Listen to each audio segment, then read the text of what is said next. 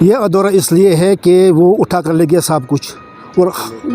ہمیں یہ کہا گیا کہ وہ پیسہ نکال کر لے گیا ہے، کیونکہ 1.5 سال ہو گیا آج کل کرتے کہ یہ میری وہ بیوہ ہے، یتیم ہے، مسکین ہے، میری بہن اس کا ہے، یہ زمین تھوڑی تھی 10-20 مرلہ وہ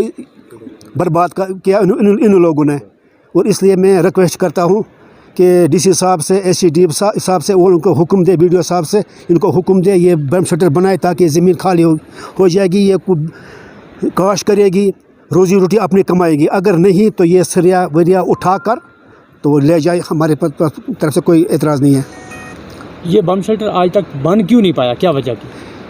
اس کو ہم افسوس کی بات ہے، ہمیں بھی سمجھ نہیں آتی ہے، بار بار کہا گیا موسم صاف ہوگا پھر بنائیں گے، ابھی بارش ہے، باقی لوگوں کے لیے بارش ہے، ہمارے اس وارڈ نمبر 2 کے لیے بارش ہے۔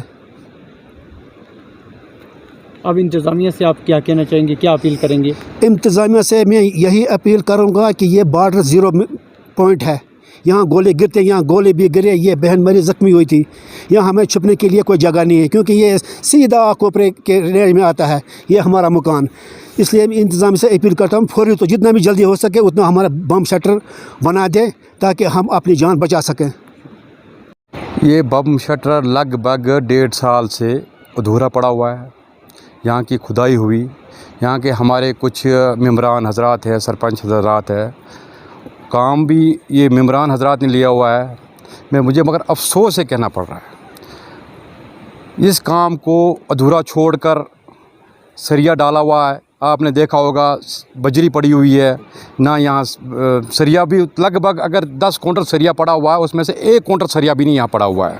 وہ سریا اٹھا کر کس جگہ لگائے؟ ہم یہی تحقیقات کرنا چاہتے ہیں، میڈیا کے مادھیم سے ایس سی ڈی صاحب سے ریکویسٹ کرنا چاہتے ہیں، ڈی سی صاحب سے ریکویسٹ کرنا چاہتے ہیں کہ وہ تحقیقات کرے اس پر۔ یہاں بارڈر بالکل 0 کلومیٹر نزدیک ہے، یہاں سر چھپانے کے لیے ان لوگوں کے پاس جگہ نہیں ہے، جب بھی بم گولے گرتے ہیں تو ان کو بس یہی ایک بم شٹر کا سہارا تھا۔ میں یہی اس میڈیا کے مادھیم سے ریکویسٹ کرنا چاہتا ہوں اے سی ڈی صاحب اور ویڈیو صاحب اور ڈی سی صاحب سے کہ اس پہ نظر ثانی کریں۔